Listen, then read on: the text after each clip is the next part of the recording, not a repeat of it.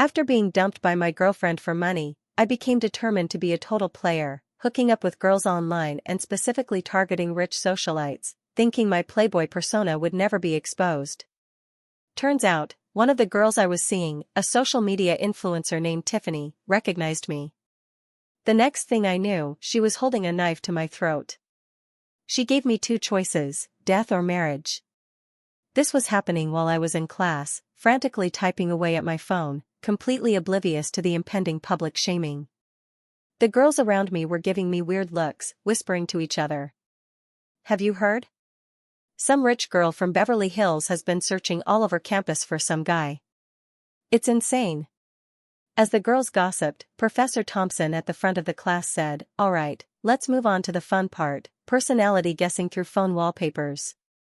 Everyone, switch to your home screen wallpaper. Don't touch anything else. The server will randomly connect to one of your phones and project it." The professor smiled and started the server lottery on the big screen. Avatars bounced around randomly, then everything went quiet. "Bingo! We have a winner," Professor Thompson announced, but what appeared on the screen wasn't a wallpaper at all. It was a chat log of someone sexting multiple girls. "Baby, today's our 1-year anniversary. Send $99.99 to show your love, honey. Why are you being so cold? I sent another $100. Say you love me." The log continued with 108 different girls, the screen constantly switching between profiles. Someone was actively sexting so many women, some of whom he was confirmed to be in a committed relationship with. There were 89 people in total, including Jessica Miller, whose father owned Miller Real Estate and was a Beverly Hills socialite, and were all popular at girls on campus, each one far more gorgeous than me, Ethan. "Who the heck is this guy?" someone muttered. The din of the talking was muffled in my noise-canceling headphones, so I didn't hear anything. I kept frantically typing. Another $10,000 wired, still $380,000 short for the bone marrow transplant. I sighed, my face unusually pale. I coughed softly and clutched my chest, hoping these rich girls wouldn't care about the money. I don't want to die in prison, but whatever. You rich girls are all as disgusting as my ex, Ashley. Her family owns a clothing boutique. I could never forget that I got diagnosed with leukemia and decided to break up with Ashley because I didn't want to burden her. I never expected her to show her true colors like she did. Look at your poor pathetic self. Did you think I actually liked a loser like you? I only wanted you because you were hot and new. I've been hooking up with some sugar daddy. Thanks for dumping me." After Ashley said those horrible words, she contacted her sugar daddy right in front of me and used his influence to get my financial aid revoked. She spread rumors that I dumped her and acted like the victim. I snapped out of the cold recollection and started typing again. Just then, my noise-canceling headphones ran out of battery. I took them off, but the room was dead silent. I looked up and realized everyone in class was staring at me and my phone. I was the only one with a phone out. "Dude, that's Ethan's phone. You're good. Hook me up, will you? I want to experience some of that sugar baby love." I looked up at the big screen. My heart skipped a beat as the professor was trying to turn off the screen when a girl in the front row spoke up. "That's definitely not Ethan. There is no way that broke dude could attract so many girls." The speaker was none other than Ashley. She was glaring at me with envy. "I guess we got the wrong guy." I was about to ask for tips. The guys and girls in class discussed me with disappointment and contempt. Ashley smugly looked at me and said, "Keep your head down. You will be nothing but a loser, unlike me. It's laughable that you want to hook up with socialites." She covertly flashed her designer bag in my face. I coldly glanced around at everyone, not even bothering to look at Ashley. That way, my Playboy identity won't be exposed. I really have to thank Ashley. Just then, the roar of a supercar shook everyone's eardrums. Because the classroom was on the first floor, everyone was astonished looking out the window. A red Ferrari slowly pulled up. Not long after, a black-haired girl with striking red eyes stepped out of the car in a JC Academy uniform. Her crimson eyes were locked onto me in the classroom. A mysterious smile crept across her lips, and the beauty mark at the corner of her eye looked cold. "I've finally found you." As the red-eyed girl stepped out of the Ferrari, the students in the class couldn't sit still. Everyone was stunned. "Is that the new student from Japan? She's so beautiful." "But Northwood doesn't accept foreign exchange students, right? I heard she donated $10 million to the scholarship fund, so the school board was overjoyed and let her in." "Is there more?" "I heard this girl changed the name of the scholarship fund to someone else's name. Something like the Ethan Fund or something." The girls couldn't sit still anymore. They turned around to look at me, who was silently in the back. Their eyes were wide. I looked flustered and my hands spontaneously started shaking. "Why is she here?" The girl's name was Akira Hashimoto. I became acquainted with this socialite during my time as an exchange student in Tokyo due to my good grades in high school, and we developed a romantic relationship. But back then, due to some misunderstandings, we became enemies. I lowered my head and, while everyone's attention was diverted, silently turned off my phone and disconnected the screen. In my opinion, being exposed as a playboy was more concerning than her being here. I thought that everyone's attention was on Akira, and no one would notice me. The masked girl sitting behind me, who had been following me, secretly took out her phone and sent someone a message. "Can confirm that 90% of the accounts that are sexting her are from Ethan. May I ask one question in regard to this scumbag with so many relationships? She wants me to find him myself, which works out.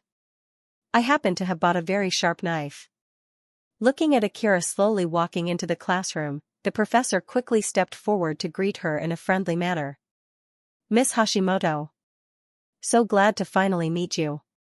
The professor had met Akira once yesterday. He knew how terrifyingly wealthy the family of this foreign exchange student was. "I want to find someone," Akira giggled softly, sweeping the bangs by her ear. Her ruby eyes spun around, but stopped and stared directly at me. I lowered my head. The turmoil in my heart became more violent. Akira walked on her dainty leather shoes as she slowly walked to one person. All eyes were focused on her. Even Ashley, who always mocked me, was very curious about what the girl would say to Ethan. However, what happened next stunned her.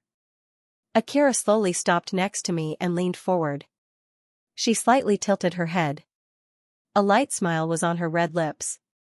"Ethan, long time no see." Her sweet and melodious voice instantly silenced the classroom. My complexion darkened. I furrowed my eyebrows. Right now, everyone's shocked eyes were on me. Ashley frantically screamed after being momentarily stunned, "How can this be? How can a poor loser get with a rich socialite?" I calmly looked at everyone, then looked at Akira. "I don't know you." Hearing that, Akira coldly smiled and her eyes glistened. Even the professor couldn't bear to listen to it anymore. With a long sigh, he said to the students who didn't understand what was going on, "Students, you should learn from Ethan. Maintain the spirit of sitting still and not saying anything, even when a girl comes looking for you. It's worth learning from him." Everyone nodded and angrily looked at me. "You don't even need such good luck." A male student was so angry that he wanted to hit me, but Akira's next actions shocked everyone even more. She suddenly kissed me. After a moment, she lifted her head and grabbed my chin. "Do you remember now?" Akira coldly said, looking down from above. In her eyes were 3 parts playfulness and 7 parts murderous intent. Professor Thompson, who was watching the drama, spat out a mouthful of tea and constantly shook his head in admiration. The young people nowadays are really bold. The surrounding students were all going crazy in jealousy of the sudden affectionate scene. People lowered their heads onto their desks and felt like life was unfair. "We broke up, so stop bothering me." My cold voice once again shocked the classroom.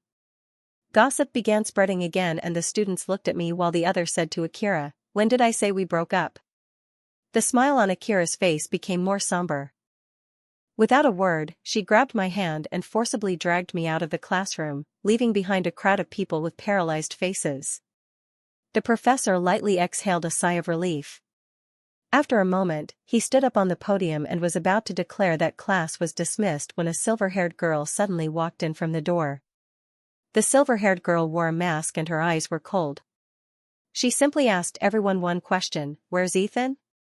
The professor coughed and pointed outside the classroom, where the Ferrari was starting up. The girl nodded and quickly left the classroom. Another long silence lasted in the classroom. Someone in the crowd suddenly said, "Silver hair and green eyes. That's Tiffany." 10 minutes later, Akira parked the Ferrari in a secluded flower garden. I was struggling in vain because I was tied up on the passenger seat. Akira Hashimoto was a kendo champion from Northwood. Her strength was terrifying. Just now, she had controlled me in just a minute and tied me up tightly. "What do you want?" I roared, for the first time revealing an angry expression. My eyes were extremely cold. "Want to do something, huh?" Akira coldly laughed and suddenly embraced my neck. She hungrily kissed me. The kiss lasted for 3 minutes until I was gradually falling into despair because I couldn't breathe. Akira only let me go then.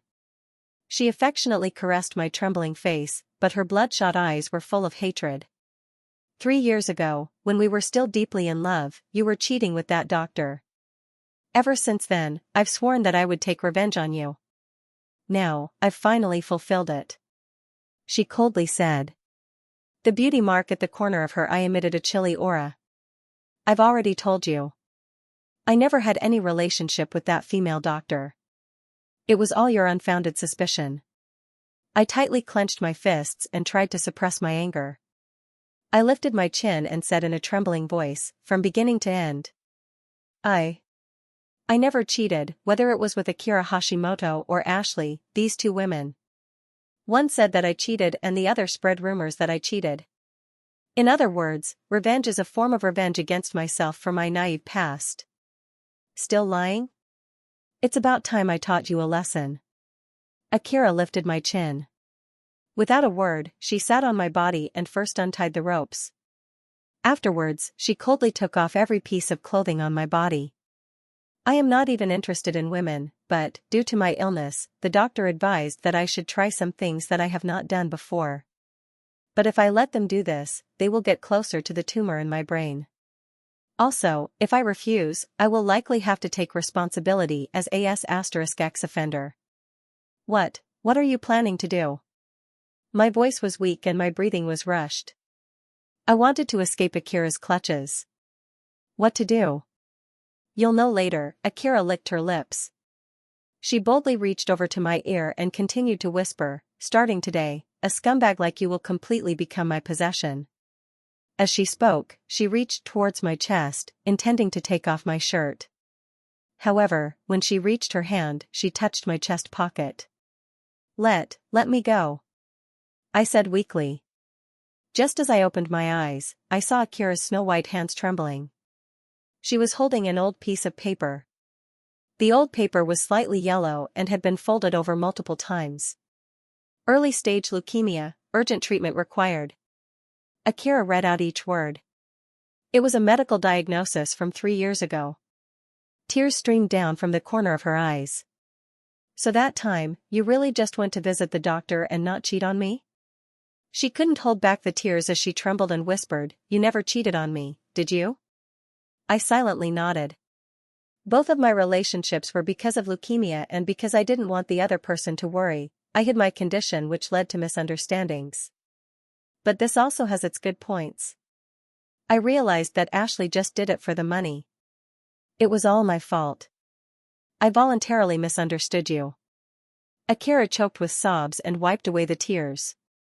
After a long moment, she gently hugged me. "Do you know how much I've hated you for these past 3 years? How bad I wanted to be to you when I see you again. Actually, I still hid a knife in my pocket, but, when I saw you, all that was in my heart and my eyes was love." She cried like a child with no one to depend on my shoulder.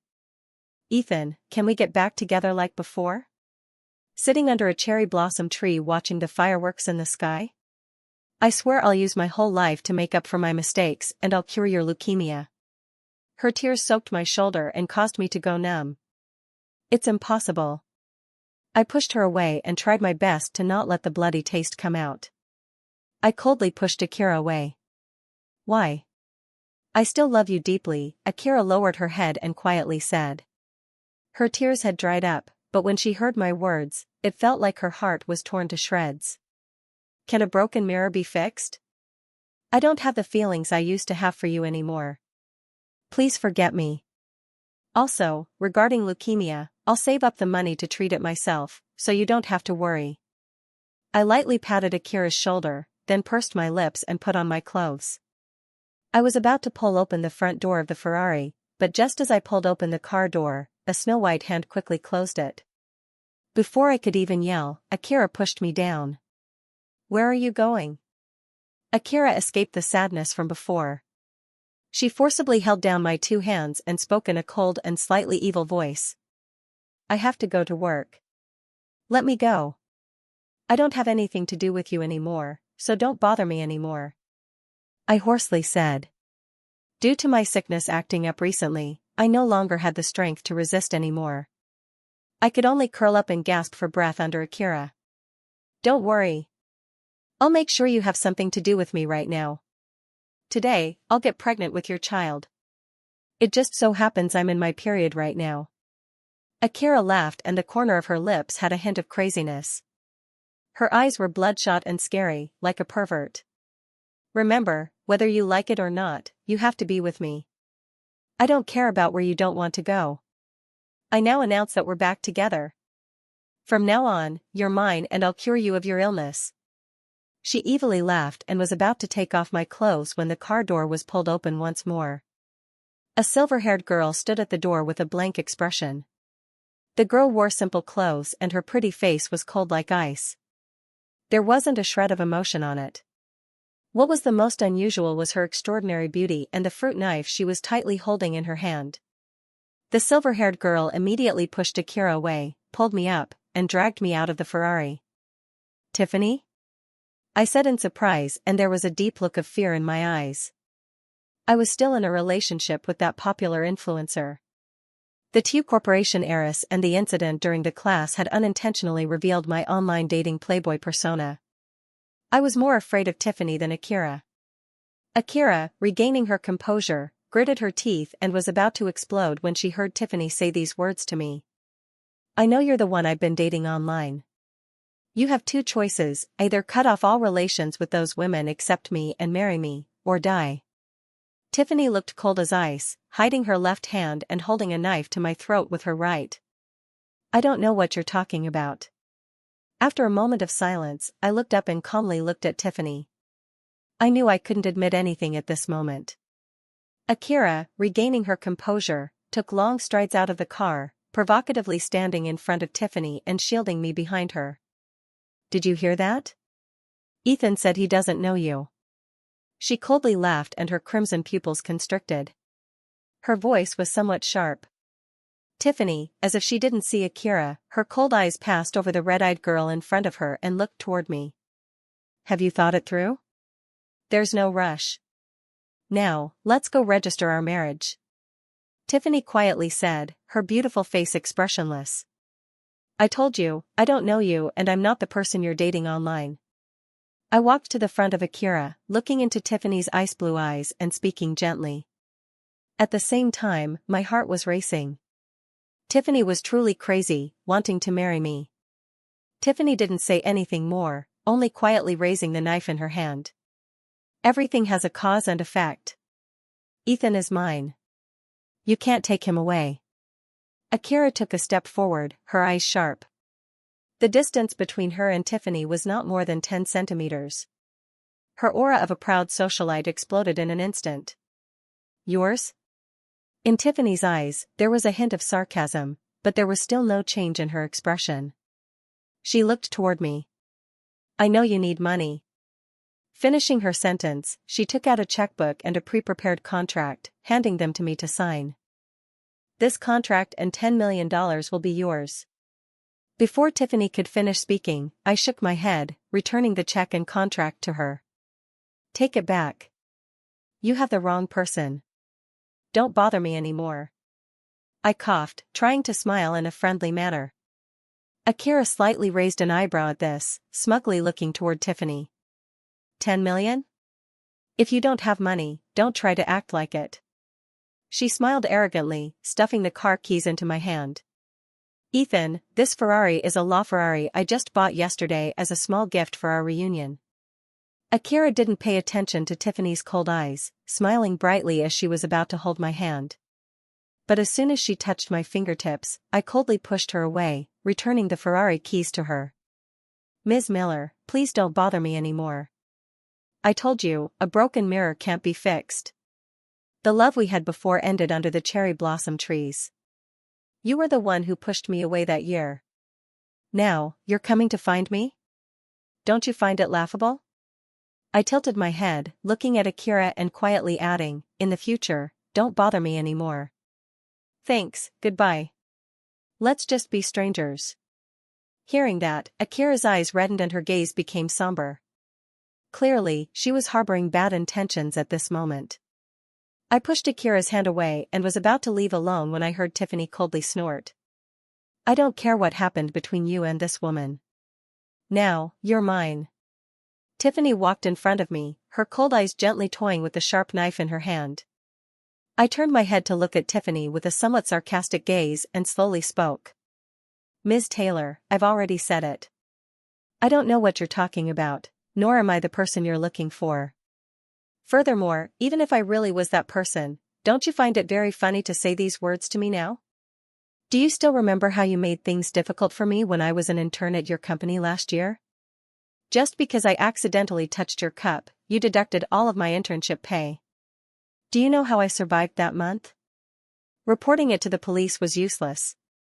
Labor lawsuits were also useless. I could only pick up scraps on the street to exchange for food. Finishing my sentence, I moved a step closer to Tiffany, staring at her stunningly beautiful face. My smile was very sarcastic, but my eyes were full of somberness. The rich heiresses I chose to date online were all people who had grudges against me or made things difficult for me. From a pure love god in the past to a degenerate playboy online now, it wasn't just to take revenge on my pure self from the past, but also for revenge with a specific goal in mind. Hearing that, Tiffany gently swept her silver hair, lowered her head, and furrowed her brow. Her eyes were full of confusion. Clearly, she didn't remember this matter. That's right. How could a noble heiress like you understand the feelings of a lowly ant like me? You probably forgot a long time ago. I laughed heartily, intending to leave. But in my eyes, there was no longer any hatred. In the 2 years of online dating, I had made things difficult for Tiffany many times, achieving a morbid sense of revenge. Right now, I had already escaped the hatred of the past. Tiffany and I were now just passers-by, no hatred, no love. At this moment, Akira's eyes were slightly wet. She couldn't imagine how I had lived through the years with a body tormented by illness and had vowed in her heart that she would protect me for the rest of my life. Regaining her senses, she grabbed my left hand. Tiffany, looking with a complex gaze, glanced at Akira and also grabbed my right hand. What are you planning to do? Let go. My eyes were somewhat dangerous. I wanted to pull myself away from the two women, but my body was too weak due to the illness. For a moment, I couldn't escape. Ethan, I'm truly sorry about what happened before. I was wrong. Please forgive me. Even if we don't have contact in the future, I traveled far to China to find you, so you should at least have a meal with me. Akira's voice was somewhat pleading and pitiful, but in her eyes, a dangerous glint was flashing. She intended to use the excuse of having a meal to regain my heart once more. Of course, she would use some tricks. Akira subconsciously touched the drugs in her pocket, thinking about tonight's plan, and the corner of her lips slightly curled. I lowered my head. Seeing that what Akira said made sense, having a farewell meal, then clearly drawing the line for the rest of our lives would be good. But at this moment, Tiffany narrowed her eyes, looking at Akira with an unfriendly gaze. Have dinner with me tonight. I'll apologize for what happened last year and compensate you. Tiffany looked at me, her voice cold but containing a hint of warmth that was difficult to detect. I only laughed coldly in my heart, somewhat surprised. Tiffany, the always cold and dignified noble heiress of the Taylor Corporation, was also willing to apologize? I thought for a moment, feeling that it was necessary to accept Tiffany's invitation, then dispel her suspicions during the meal and prove that I wasn't her online boyfriend. Okay, then. I sighed. Just as I was about to agree, I suddenly discovered a serious problem. Both girls wanted to invite me to eat, but who should I agree to go with? Akira and Tiffany also simultaneously discovered this problem. Their cold, misty eyes glared at me. Ethan, if you accept this silver-haired girl's invitation, Akira said with a gentle smile as she leaned her head on my shoulder. But her tone immediately became cold. I will punish you very cruelly. My heart skipped a beat. Clearly, she was reminiscing about the days when we were in love and those terrifying, soul-stirring days. Tiffany, with her ice-blue eyes, suddenly tightly grabbed my hand and coldly snorted. I advise you to go with me tonight. Otherwise, she leaned closer to my ear, her tone mocking as she added, you wouldn't want to wake up tomorrow morning vaguely discovering that you're stark naked and tied up on the bed, would you? My entire body tensed. For the first time, I felt a sense of tension. Now, Tiffany had decided that I was her online boyfriend. I understood that no matter who I chose, I would receive a bloodbath. Sorry, I'm not choosing anyone. I'll be going first. After a moment of silence, I coldly brushed the hands of the two girls off and walked towards the dorm. Tiffany looked at my back, her deep blue eyes flashing with craftiness. Looks like I recognized the wrong person, she said in a lazy and indifferent tone, as if giving up on identifying me as her online boyfriend. But the corners of her lips curled into a cold smile. My steps faltered and I secretly breathed a sigh of relief. Luckily, my identity wasn't exposed. Akira glanced at Tiffany, coldly yelling after me, if you don't come back to me in a week, I'll let you know what it means to live a life worse than death. I didn't say anything, quickly walking forward without looking back.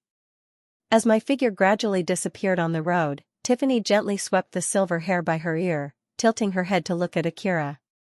Ms. Miller seems very confident. Don't forget, you're just a shadow of his past. Tiffany looked at Akira with deep eyes. Now, I'm the woman in his world. Her voice wasn't loud, but it was very firm. How could you understand the months I spent with Ethan in Tokyo? You women in the United States are as rude and unreasonable as you. If you're as rude and unreasonable as the people of your country. Weren't you the one who did that thing to Ethan last year? Now, you dare to say these words? If it was in my country, I would have killed you. Akira sneered, arrogantly raising her chin. The beauty mark under her crimson eyes was truly enchanting. Hearing her words, Tiffany's eyes revealed a mocking gaze. Today is White Day. Should I give someone a few gifts? Bet or no bet? Let's bet on who gives Ethan a more beautiful gift today. Only counting the first gift, not the subsequent ones. Tiffany coldly looked at Akira, slowly leaning against the door of the Ferrari. Hearing that, Akira touched her snow-white chin, her eyes flashing. Okay, but I want to bet more. Let's bet on who gets Ethan's first time. Akira smiled brightly, but narrowed her eyes coldly. She intended to force me to get treatment in a few days, then make this Tiffany suffer. Tiffany, looking at her, her silver hair draped down. A barely perceptible smile was the first time on her mouth. I was sitting under the dorm, calmly browsing the latest news on my phone. The school network had gone crazy with news about a scumbag dating multiple girls, chat logs publicly exposed. Although many people suspected that I was that scumbag at the time, luckily, my face wasn't captured, so the identity of that scumbag was still a mystery. But there were still some consequences. For example, a few rich heiresses who were in love with me online had found out about the news and were now cursing me on Facebook. There was no way around it. Although the real me hadn't been exposed, the sub-accounts used for dating, name, and avatar had been exposed. Scammer. Scumbag. Disgusting. How could I fall in love with someone like you online? Ignoring the messages from my dating partners, I looked at the curses without anger, only smiling. This was good too, saving me from having to block each person individually, as I usually cleaned up my old partners regularly and then found new ones. Still 380,000 short for surgery. Hopefully, I'll earn enough this year. If I can't earn enough, I'm afraid that next year at this time. I silently lowered my head, a feeling suddenly rising in my heart that I really wanted to seriously meet a rich woman and be sponsored once to earn enough money for surgery. But remembering my previous 2 relationships and the days of being played by women, I really didn't want to experience it again, let alone be sponsored. It was better to be an unscrupulous scammer living in prison for the rest of my life than to be raised like a pet by a woman in a villa. At this moment, my phone received a message again. It was a message from Jessica. I was somewhat suspicious. "Ethan, I know everything now. Do you want to hear my true feelings?" I looked at the message, furrowing my brows. Asterisk, I might not mind the past, but I don't want to maintain the current relationship anymore. You have to let me go further. In other words, let's meet up. You've occupied a part of my soul. Without you, I really don't know how to face life in the future. Annoyed, I turned off my phone, my hand trembling as I took out a cheap pack of cigarettes in my pocket. I took a drag, then shook my head disgustedly, stubbing out the cigarette and throwing the lighter in the trash. I hated Tiffany.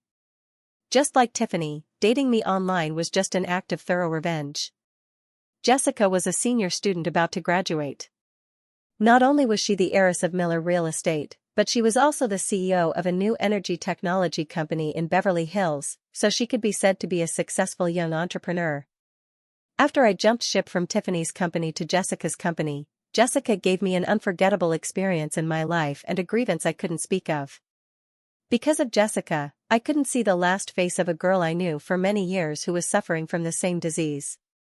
But now, Jessica said she loved me and wanted to be with me for the rest of my life. It was truly ironic. If Jessica knew that the person she was deeply in love with online was actually the intern she hated the most at the company, her expression would probably be very interesting. I opened the chat window with Jessica again, selecting Receive Messages, No Notifications. I turned off the screen, took a deep breath, then went up to the dorm. In the dorm, the male students were filled with a joyful atmosphere because today was White Day, so the guys with girlfriends were all calling and discussing how they would celebrate tonight. I pushed open the door to my room, immediately covering my nose and frowning. I saw that my roommate, Kevin, was lying on the bed, working hard at masturbating. "Angelina. I'm coming. I'm here." He laughed loudly, his momentum as fierce as a demon king destroying the world. After he did his business, he exhausted from the exertion and was lying on his back beginning to gasp. He closed his eyes and lay like a corpse. "Where's Ethan gone?" my other roommate, Tom, asked in laughter. The student union organized an activity called Valentine's Day Gift King, which sees who gets the most gifts on White Day. "Are you going to go?" Tom put down his book and whispered to me. "Won't go. It's boring." I coughed, and made clear in a voice that at this moment, he was feeling a bit of chest tightness and difficulty breathing. I heard that the first 50 participants will each be given a box of spicy and sour instant noodles. Tom was just about to continue to persuade me, but I suddenly froze. I was wearing my shoes but anxiously glaring at Tom. "Are you not going to go yet? The instant noodles are going to run out soon." Now, I looked at Tom with eyes of hatred for the ungrateful, not even taking the time to tie my shoelaces. Very quickly, Tom and I were running to the event hall. The event hall was located on the highest floor of Building A. At this moment, there were already a few dozen people. At this time, a handsome male student walked toward me. "Hey, old Ethan, you've come too?" I said, "This activity is very good. The rules are very simple. The male students will take turns going on stage to receive Valentine's Day gifts given by the female students. Finally, they will be ranked according to the value of the gifts given," Vice President of the Student Union, Matt, said to me. He was quite close to me. "The activity is too worthless." I felt somewhat unreasonable. Matt nodded, chatting for a little while more, then went to do his own work. I was a little bored, so I turned off my phone screen, then turned it back on again. "Ethan, look over there. It's the queen of our school, Tiffany Taylor. She's so beautiful." I followed his gaze, narrowing my eyes. My gaze became cold. I saw Tiffany sitting alone in the front row. An invisible wall surrounded her, and no one dared to sit near her. As I pondered, I felt a sharp gaze. It was Akira. Her red eyes were sparkling strangely. She lightly propped her chin with her hand, tilted her head, and met my gaze. Her cherry lips curved into a bewitching arc. I immediately averted my gaze, feeling uneasy. "Let's go." "We don't need the free instant noodles," I said, intending to stand up. "No way. Look, it's starting." Tom hurriedly stopped me. "This time, there's not only instant noodles but also free Coke." I nodded and sat back down. Right after that, a girl in a black dress and Valentino heels gracefully walked onto the stage. Her hair was styled with a few elegant strands cascading down her cheeks. Her already beautiful face was enhanced with light makeup. This was the president of the student council, Lucy, the most popular female student in the literature department. Lucy quickly concluded her speech, and the activity began. 5 male students laughingly walked onto the stage, their faces filled with anticipation, waiting for the female students to give them gifts. But an awkward situation arose. Among the 5 male students, 4 didn't receive any gifts, and the last male student only received a bottle of cheap perfume bought on Pinduoduo for 9.9 yuan. The students below suppressed their laughter. He clearly couldn't hold back anymore. The male student, his face flushed with anger, began to scold his girlfriend. The female students below giggled, giving a thumbs up to the girl who had given the perfume on stage, while the male students' faces darkened as they clenched their fists. I coldly watched the commotion on stage. Just as I was about to say something to Tom beside me, a faint fragrance wafted over. "Senior, may I sit here?" Lucy blinked her clear, captivating eyes and smiled brightly at me, revealing her cute sharp canine teeth. Because I had tutored Lucy in English when she first entered school, helping her pass the CET4 exam, for a fee, of course. "Did you come to participate in this activity with your girlfriend?" Lucy jokingly asked, her voice lively, but her delicate eyebrows furrowed with an indescribable disappointment. "I only came to get the free instant noodles." "Is that so?" Lucy lowered her head, fiddling with her fingers, lightly drawing circles on her smooth white knees. The corners of her eyes reflected an indiscernible joy. "Don't you know that only those who go on stage to participate can receive the instant noodles?" Lucy tilted her head, smiling and said. Her eyes were playful. My expression immediately became awkward. "So, I came for nothing?" I said quietly. Deciding to get up, I grabbed my phone in order to leave together with Tom, but, don't worry. You weren't going to obtain the free package of noodles, anyway. And I can gift you one on stage. Lucy says in a cheerful mood. And her long eyelashes blinking, even showed a bit of shyness. I waved my hand in rejection and didn't even have time to stand up. And Lucy hurriedly held my sleeve. And she pressed her lips together.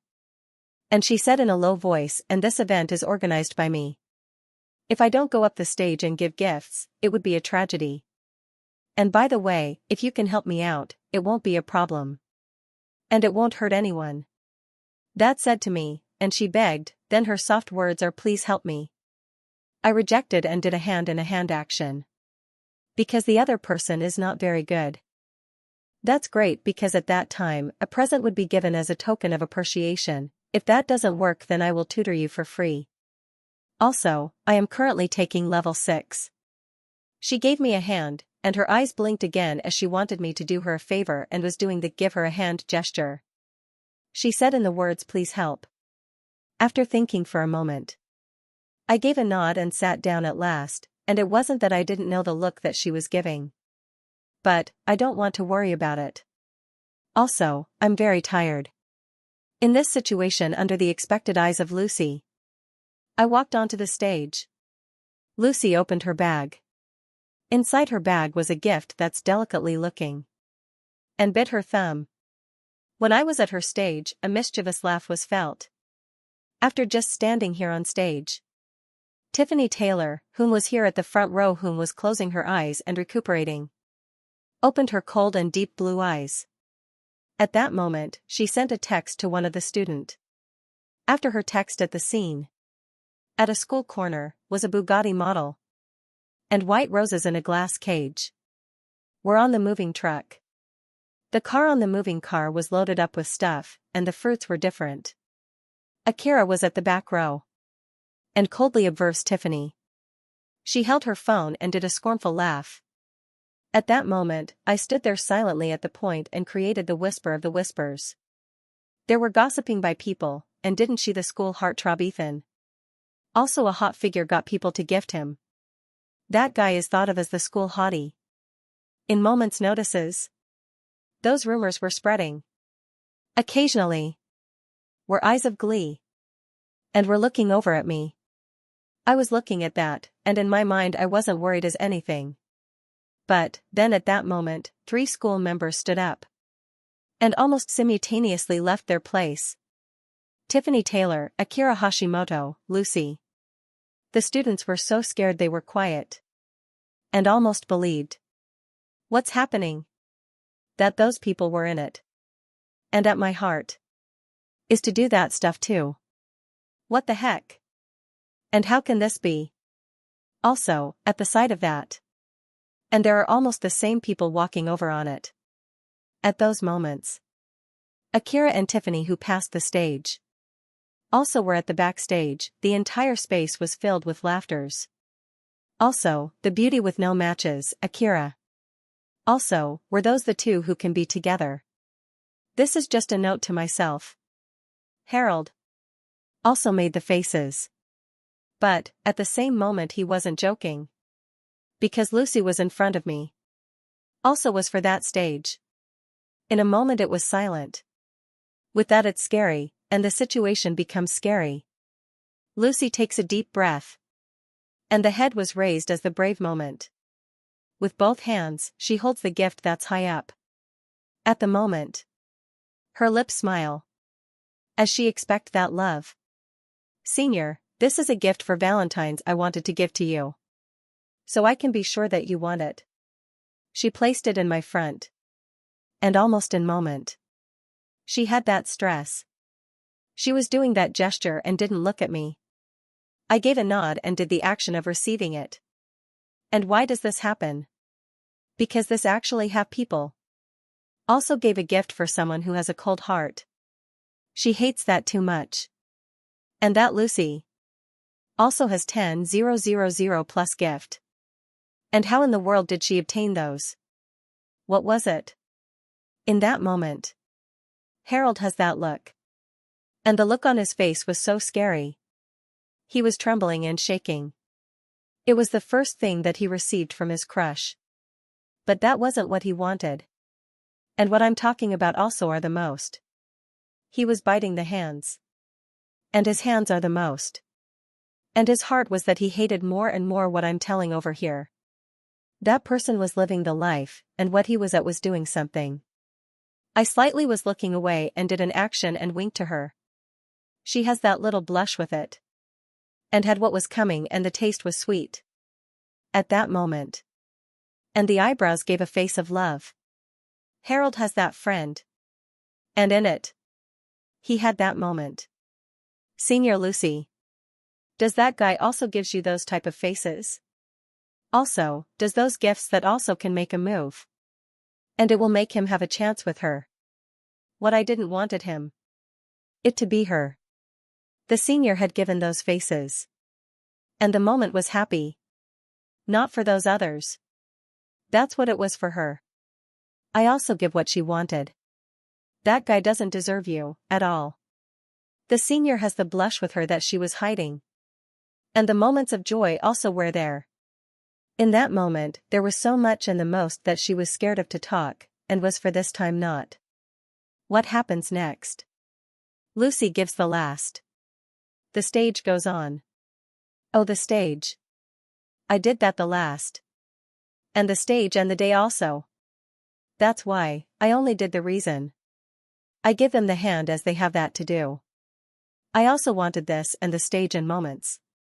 What was his life at that moment? Is what he thought.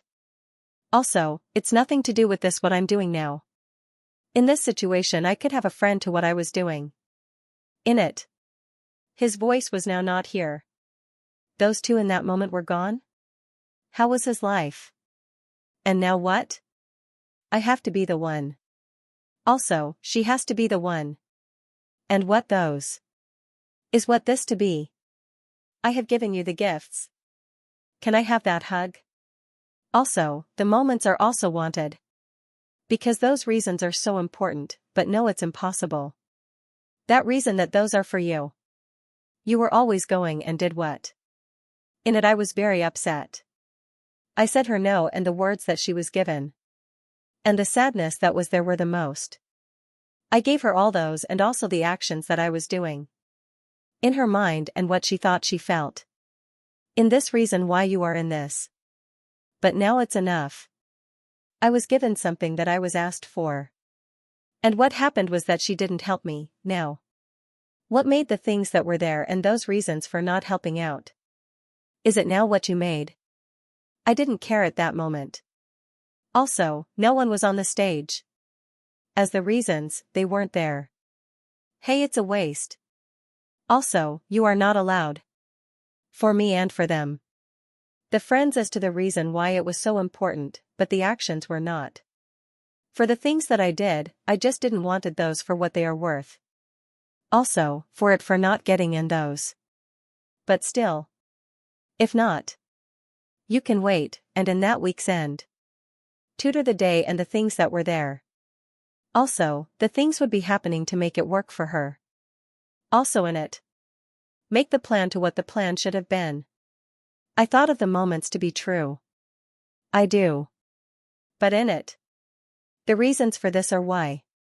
For that reason to be, there wasn't much. Because everything will be happening to make him no more. And what was the right path? But in that stage and also the thoughts that should have been is what?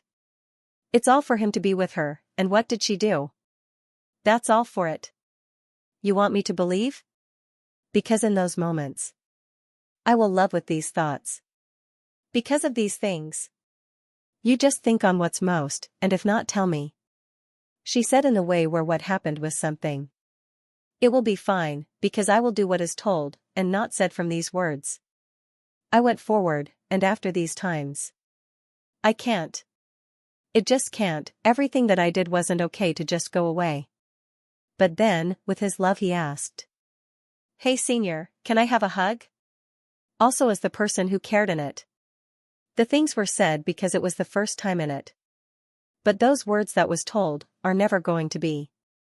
Is why to not. In it, it's not all the true things. Just because everything happened to those moments. Is why those were not to make those actions. Because the words in it are reasons and what it would never be. I wanted my crush. As that moment, I give a reason why or not. And with that moment I went off. What's a tragedy moment to tell as to what should happen? But the things that you gave, they weren't what I wanted. They were nothing. The actions that came from that. I was looking at the ones whom I should have thought of. I was so tired of that. As if those moments should have been gone. Why should have been? But no, in you. I should still be there. And in me, I should have what? I didn't knew that I could have been doing more and asked. You can't get that, the things that you want. As I knew what to do and also what I want in the ways and the steps I have to go with. And I knew more than she did. I did help, and it never had to go back to you. Because those what you did. I will never have a thanks to as the things you said. I will walk. And the things that I care. Just for those things to what and there. Oh you the friend the guy. As to what should be and you ask. If the actions those are not happening what? In there that it should not be to be what you said. Hey the girl, I don't think you gave anything more. Hey what you said and it means nothing. You think that now I can have and say what should be. If the actions had to what happen. But now the you should have and the power is what to do. I said. I'm out. It just was what should have happened those. Thanks that moment. Those actions that the heart felt. The things that will to say as reasons for what I was there. But now the girl and those things that will cause what? Will tell us what I had done. She wasn't as before. I just never cared because she did just what happened to her. She had the deep red of what that I felt. I just walked as I was not doing. As the stage was over. And after that she had to take it all. Also, in it why should this happen I wondered as what? For the things that will have me come with. No whatever she might mean. What I knew she wasn't here anymore. And did all this just to have? Why does she need it more? Did all this? So what that I know. She still be there and for every long. But to see that she would never see any more and if so would I have given something different? I can just be there is what not wanted and no never be there. Can just also say oh those tears I don't care, because it will to what I should get? How could that be I would have just been doing? Because that can't happen. What the things will be happening I don't want there. Just know. I hope you have me back as you make sure I'm with those plans never. The moments where I hope what should there. Is what I have as the reason why. This is the last. And it was so long, you are there to say the action that not to get what to ask what. I have a bag of those words and what is worth. And I just not for what I was telling her. They are just never to be. The love actions can't be that. As I know. This just all what happened. They are words in a line as to what I shouldn't get more. Hey the senior, why? What for that you were asking and doing with what you said? As for nothing for those reasons there. No never what's coming as words now. The moment that was never had the feelings or not there will it not be. I did what should for what's for the day and with. Also, the actions of me what shouldn't. Also to see as what's not with you will what did was what never. I hate you. What you never the have the time is why. As you did with all that it should but never will be why. We're not that. As that reason. I just what shouldn't those the most. The moments those all wrong. Why is this why should is should for nothing? We're that long what I had done with. I can ask I wasn't always because all actions were so scared. What have you been never done there? Also nothing. The have actions it? This is the only the why with more. You want to see me back? You were as for what's now that actions were coming as way to hurt. For that never I was there to make it go down. She never knew that the what that had those in day. That was wrong. The things that were there why? How do you expect that because what should has never? Can just do now all. Just not for that will take.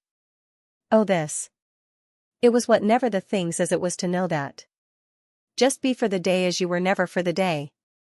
And the things that know the what this said with and the never.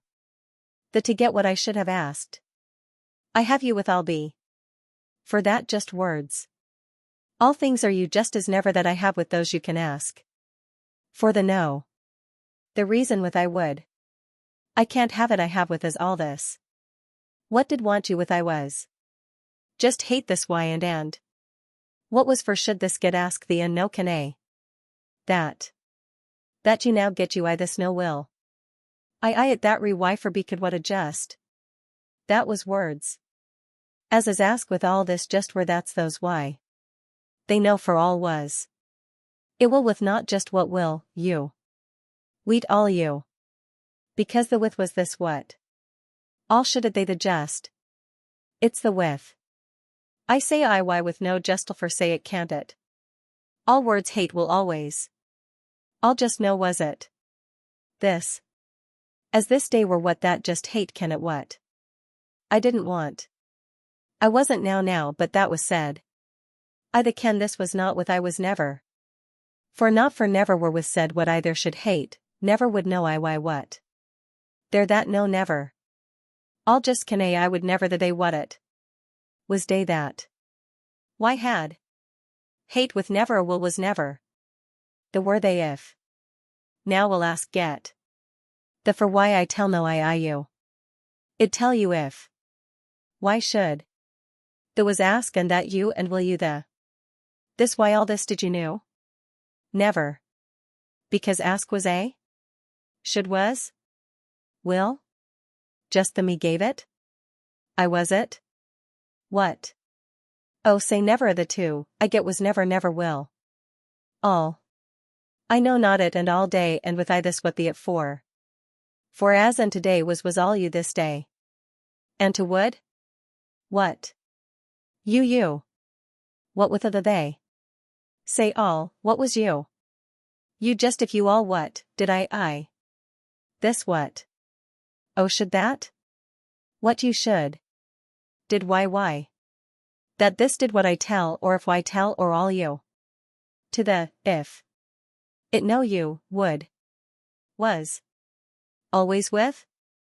All did day or aid I know if I and what day if it this what not. Not can did I. It all you, as with were you all too. Downcast, her nose wrinkled in distress, she was clearly unhappy. At that moment, a woman wearing high heels and a black blazer slowly approached her. She ruffled Lucy's hair. Lucy looked up, a little bewildered, at the woman in front of her and happily said, "Sister Teresa, why are you at school?" Teresa swept the stray long hairs off her shoulder, pinching Lucy's cheek and smiling gently. "Graduation is just a month away. I came to handle a few things and thought I'd visit you." Her smile was mature but no less charming. It was just that, for some reason, the dark circles under her eyes were a little heavy, and her eyes were a little red, as if she had just cried. Lucy nodded, the initial excitement washed away by disappointment. She lowered her head slightly. "What's wrong? Did something unpleasant happen?" Teresa's eyes were gentle, trying to hide the negative emotions in her eyes. "Sister Teresa, I like a boy who is a very good guy, but it seems he doesn't like me," Lucy said, sadly resting her chin on her hands. Her originally slender face was now pushed into a round shape, like a small steamed bun. "My Lucy is so beautiful. Why wouldn't that boy like you?" Teresa said, pausing as if remembering someone. Her eyes briefly darkened. "She's just as beautiful, and comes from a good background, but the person she loves doesn't seem to like her either. The funniest thing is, she doesn't even know who she loves or what he looks like. She's been investigating randomly for the past few days but hasn't gotten any results." At this moment, Lucy was confiding in Teresa about her unrequited love. When she mentioned that Tiffany and Akira also liked me, she couldn't hold back her tears anymore and burst into sobs. "Don't cry. Don't cry." Teresa comforted her, letting Lucy lean on her shoulder, gently soothing her. At that moment, a cold voice rang in their ears, "Where's my wallet?" The two girls heard it and looked up together, seeing me standing not far away in annoyance, looking down and searching for my lost wallet. "I have to hurry. Who knows what will happen if Tiffany waits anxiously in the car." At this moment, I saw Lucy sitting dazedly on the grass under a tree. Lucy hastily lowered her eyes, trying to wipe the tears off her face. Her eyes were evasive, clearly not expecting me to turn back. Embarrassed, her beautiful face flushed. At this moment, she just wanted to find a crack to crawl into. I had originally planned to say hello, but seeing her crying so hard, even daring to look straight at me, I had to pretend not to see, avoiding eye contact. But just as I turned to go somewhere else to look for my wallet, a dignified and angry female voice rang out, "Ethan, stop right there." Teresa looked at me with cold eyes. She didn't expect to meet Ethan here. He was the employee she hated most at the company. Teresa was the CEO and the heiress of Miller Real Estate, used to people flattering and praising her, but I was an exception. When others applauded, I didn't. When the company had great achievements, I didn't congratulate her. Even when riding the elevator together, let alone bowing, I didn't even bother to glance at her. The funniest thing was, at the most important ceremony of the company, I suddenly asked for leave, saying that I had to visit my sick sister. Thinking about it now, she found it truly laughable. If I wanted to ask for leave and not attend the ceremony, I could have made up any reason, but I just had to make up such a clumsy reason. So, she had resolutely rejected my request. After I begged and couldn't get my way, I disregarded company rules and directly ran away from the company. Because of this, she had deducted all of my internship pay for that month. So, in her eyes, I was an intern who was unsociable, disrespectful to superiors, had no manners, and even looked down on company rules. She paid me the lowest internship salary, assigning me the most strenuous work every Saturday and Sunday. If it weren't for a teacher she respected who had recommended me, she would have fired me long ago. After a brief thought, Teresa was about to continue questioning me when she saw me smile coldly and turn to leave. Impudent. Are you not listening to my orders? Teresa said coldly, completely disregarding Lucy, who was gesturing and pleading beside her. Ms. Miller, I'm an intern, not a robot. I don't have to listen to your orders on Saturdays and Sundays. Then, without turning back, I walked away. Teresa was completely enraged. Just as she was about to call me back, she suddenly heard Lucy's anxious, weak voice beside her. Sister Teresa, Ethan is the boy I like. Please don't scold him anymore. At this moment, Lucy was both scared and flustered, her eyes full of helplessness. She was afraid that Teresa would hate her because of this. What? You like him? Teresa was clearly shocked, looking at Lucy then at me. How could someone like this cold-faced guy who doesn't say anything? But she still tried to suppress her shock and anger, raising her head and coldly saying to me, Ethan, come here. I have something to say. As soon as she finished speaking, Lucy beside her immediately waved her hands in embarrassment, her face flushed red with shyness. Teresa, of course, understood Lucy's intentions, but as a mature woman, coupled with the experience of being troubled by love recently, she understood that some things had to be cut off decisively. I saw the panic in Lucy's eyes, knowing that she was afraid that I would see her flustered expression. I turned away expressionlessly, not because I cared about Lucy's feelings, but because tutoring Lucy earned a lot of money. I couldn't afford to lose a potential client. Teresa coldly laughed, walking towards me with anger. Ethan, you cannot listen to my orders now, as long as you're not afraid of having all your salary deducted this month. She arrogantly raised her chin, looking down at me with contempt. She thought that when I heard about losing my salary, I would soften, but I unexpectedly revealed a warm smile, but my eyes were cold and indifferent. Okay, then let's end our relationship. Seeing my warm smile, Teresa thought that I was afraid, arrogantly folding her arms and laughing coldly. End our relationship? What's ending? Did you think you were a catch? Tonight, I'll deduct all of your salary for this month. She thought the relationship I was talking about was the superior-subordinate relationship between the two of them, but the relationship I was talking about was the online dating relationship between the two of them. I looked at her indifferently, my lips still carrying a warm smile. Since we've ended our relationship, I wish you happiness. Finishing my sentence, I casually threw my employee ID card on the ground, turning and leaving.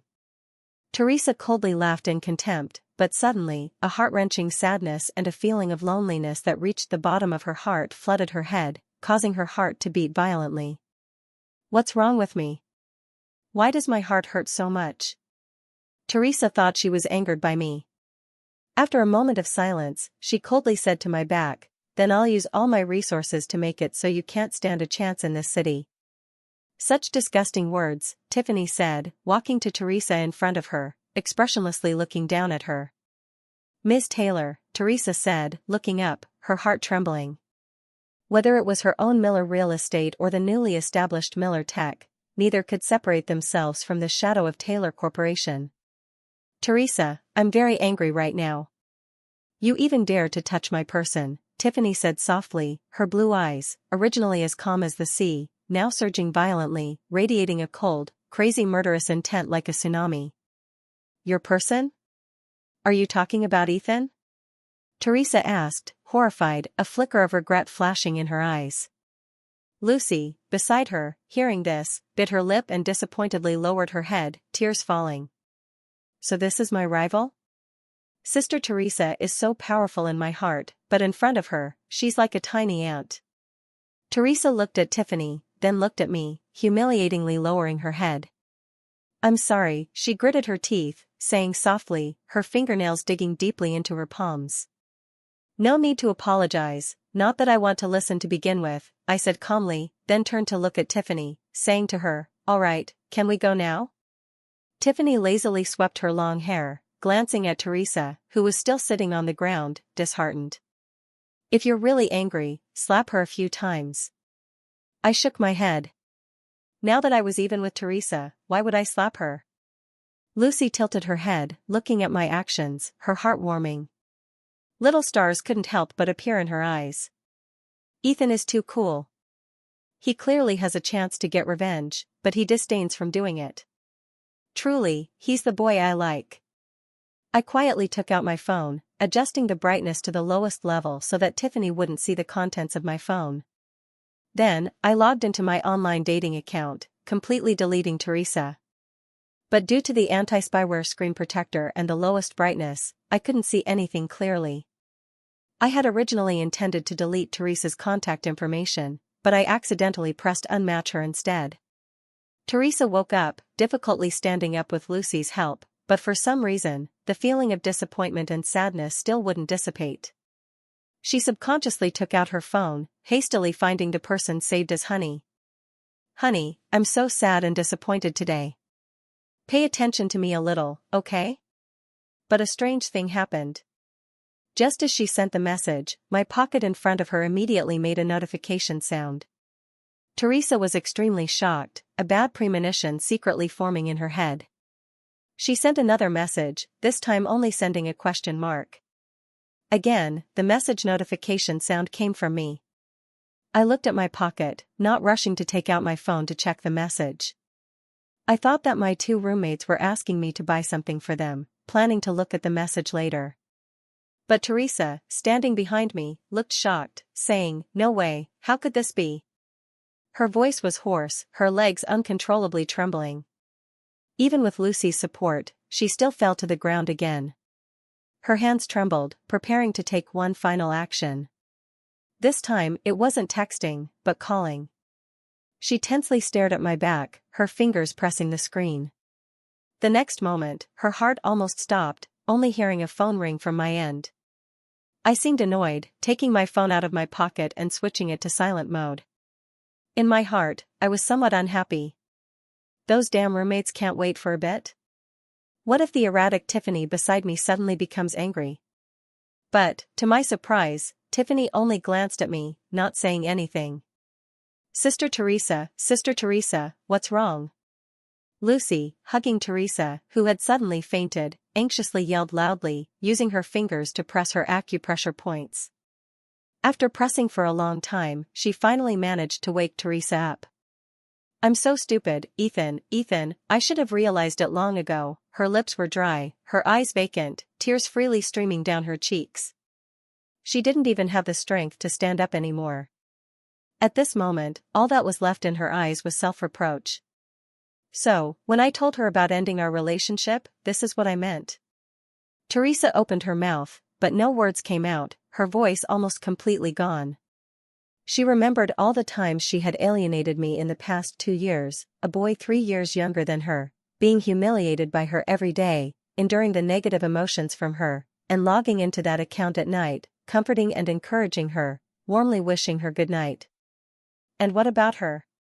Not only did she deduct all of my salary, but she also incited employees to alienate me, assigning all the heavy work to me alone. What was even more laughable was that she had proactively abandoned me at the very end. I've abandoned you without hesitation. I'm sorry, I'm really sorry, she cried, as if returning to the naive and helpless little girl when she first started her business. Inside the car, Tiffany suddenly asked me with a cold voice, Teresa is one of the people you were dating online, isn't she? I already said, I don't know anything about online dating. She continued to look out the window, expressionless. I really wanted to kill you just now, Tiffany said coldly, her dark blue eyes revealing negative emotions. The dialogue between the two people was completely out of sync, but it seemed to implicitly touch the other person's weakness. The sports car quickly stopped at a restaurant in the city center. After tonight's dinner, I hope you, Ms. Taylor, won't bother me anymore. I have my own life. I looked at the luxurious, bustling restaurant, saying a sentence to Tiffany beside me. I'm very curious, why are you so short on money? Tiffany asked expressionlessly, her hands behind her back. After a moment of silence, Tiffany's words entered my ears. It's not like you have some serious illness, is it? Tiffany looked at me, her eyes narrowed, her lips curving into a cold smile. I don't know what you're talking about. My heart pounded, but I still maintained a cold demeanor, not even glancing at Tiffany. In the restaurant's luxurious private room, a table full of exquisite, high-end dishes was beautifully arranged on the table. I sat quietly beside Tiffany, but the person who smelled the aroma of the food couldn't help but swallow. To save money, I don't know how long I've eaten instant noodles. Fortunately, thanks to working part-time and the money transferred by those rich socialites, I only need to raise another $380,000 to completely escape the control of the disease.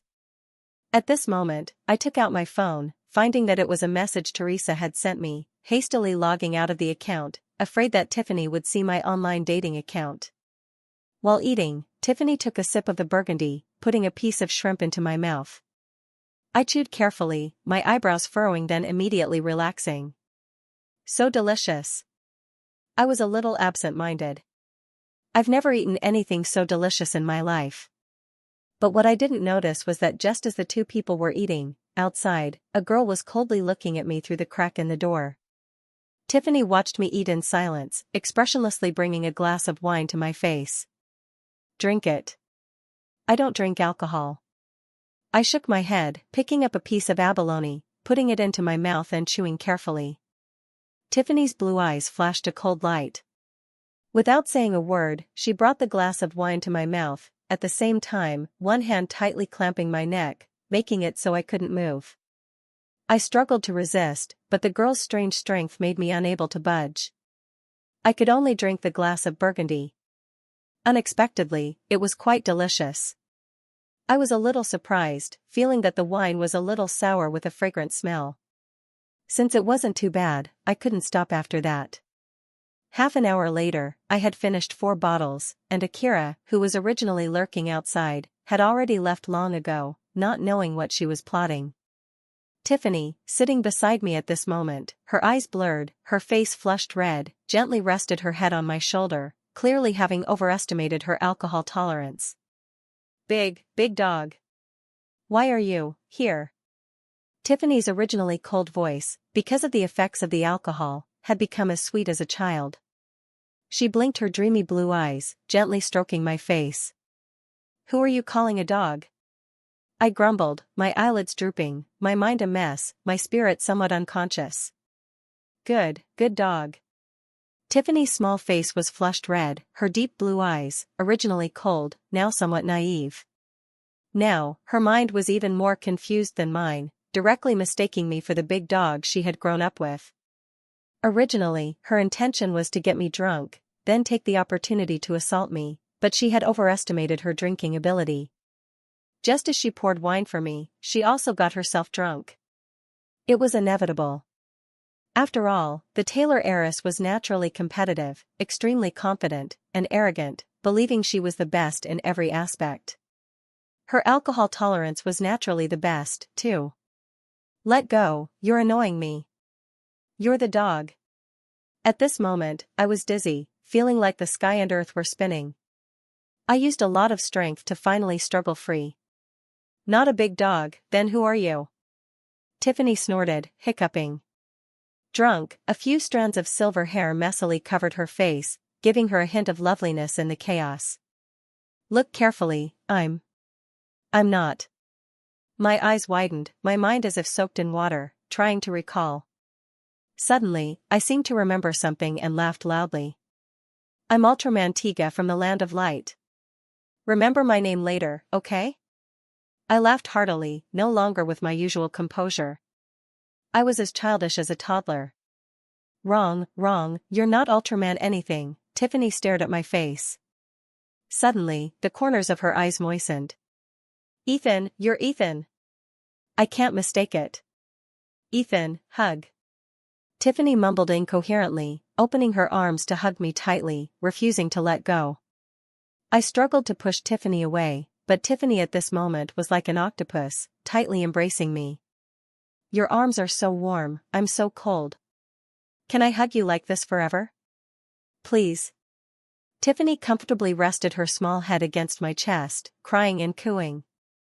My whole body stiffened, my mind gradually recovering a little.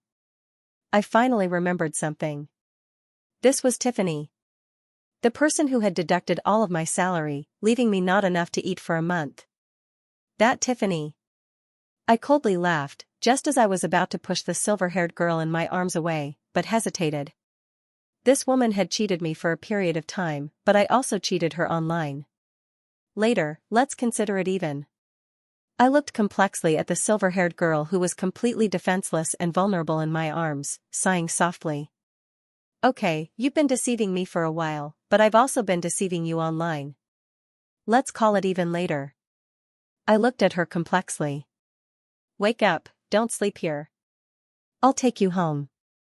I gently stroked Tiffany's head, messing up the silver hair on her head. Tiffany opened her eyes with difficulty, drowsily staring straight at me. Can't walk. I'll carry you home then.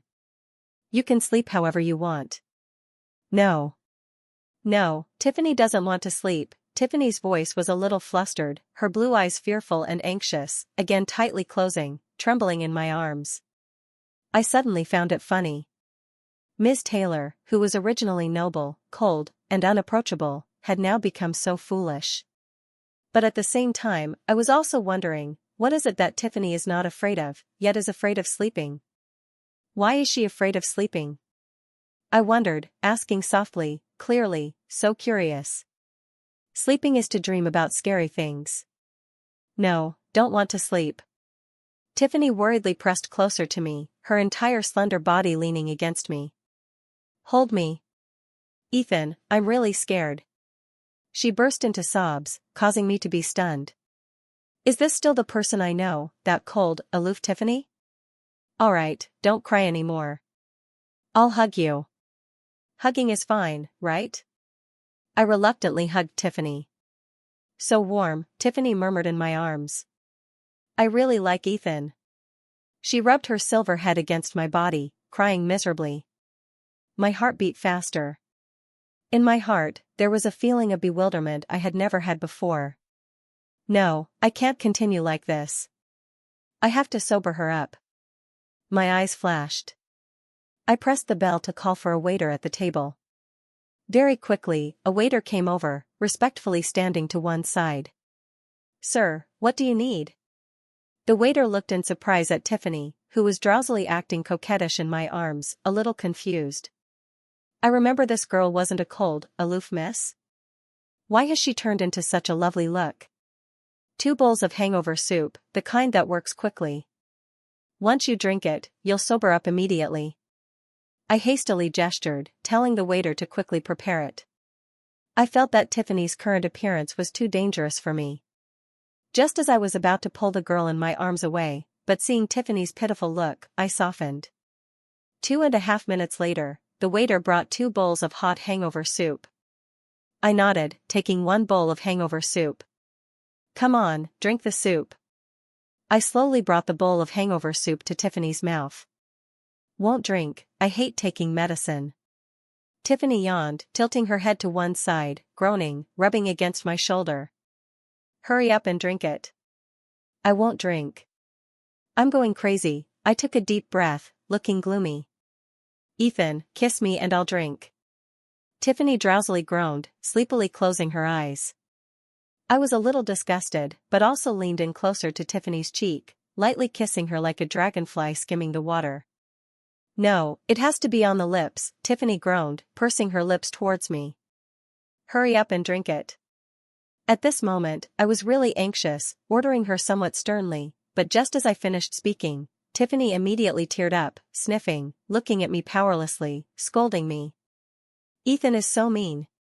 Ethan is so. Then, she again started to sob like a child. I took a deep breath, knowing that I couldn't get angry at this moment. I'm sorry, okay? Now Tiffany, drink it. This isn't medicine, it's delicious soup. Drink it quickly.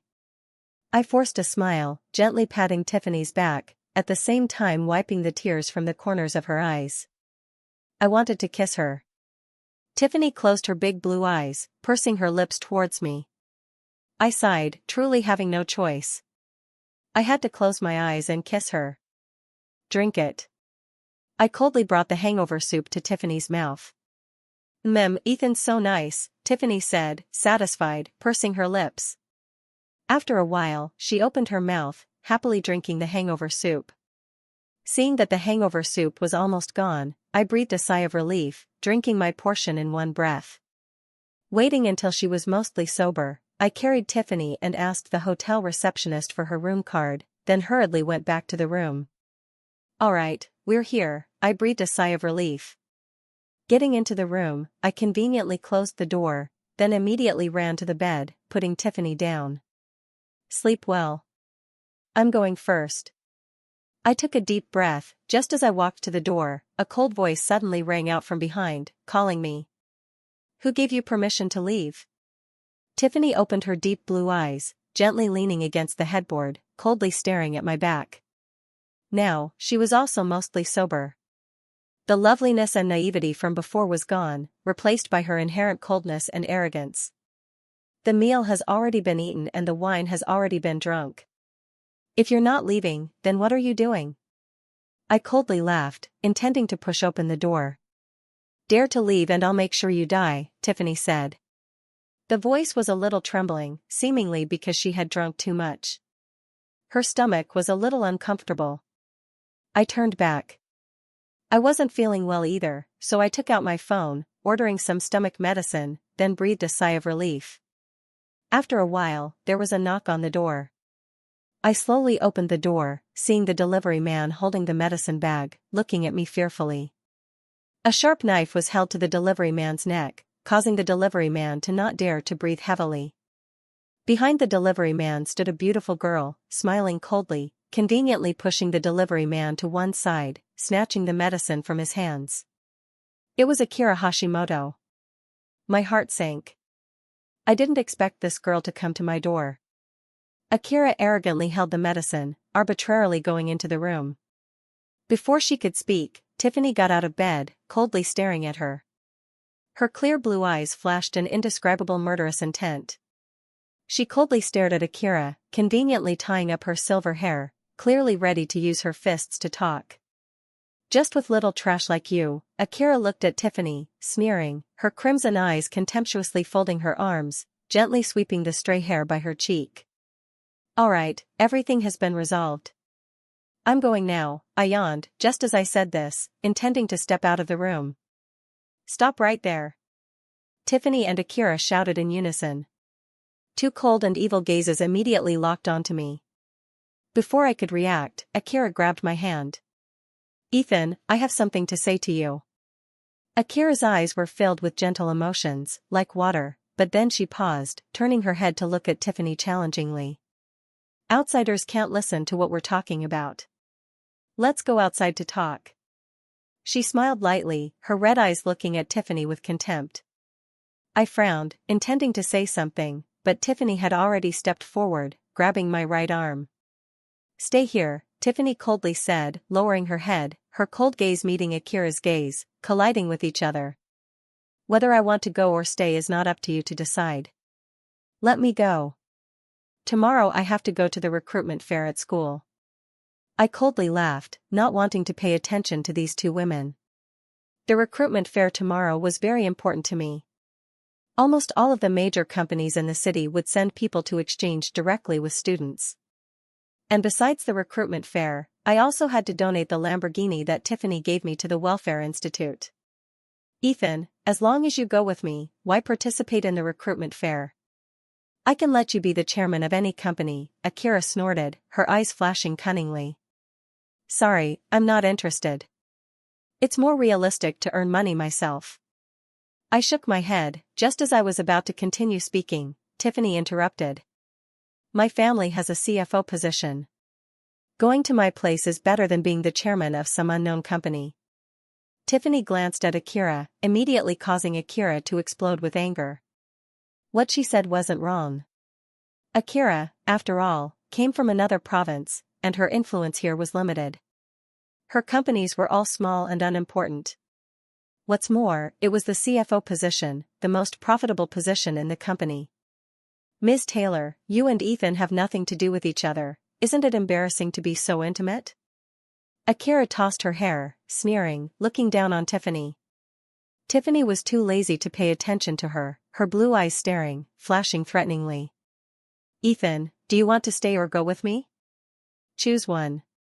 Seeing that she couldn't make Tiffany angry, Akira also shifted her gaze to me, gritting her teeth, saying gloomily, Ethan, go with me.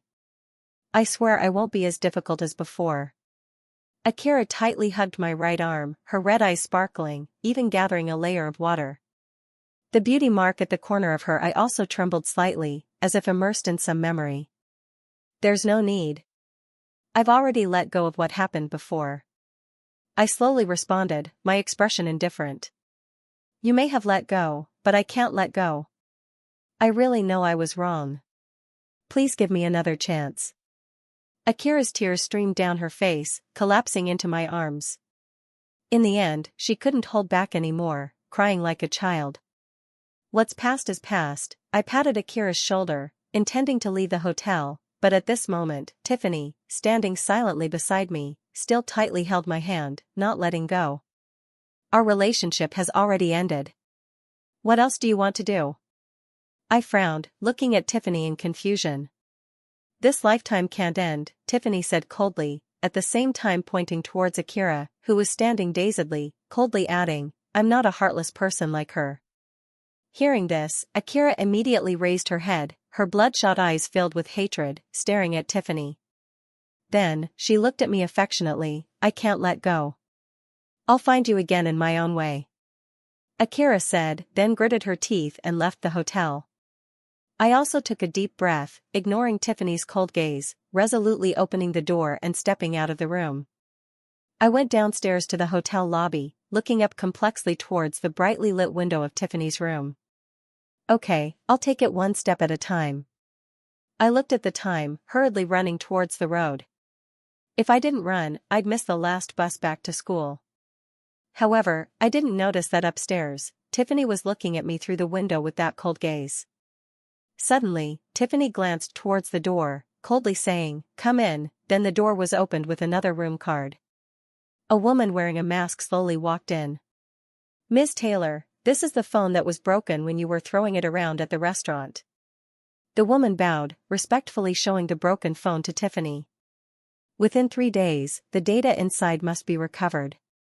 Tiffany waved her hand coldly. The woman understood and nodded, then left. In the principal's office, Akira coldly snorted, sitting down in the chair opposite the principal.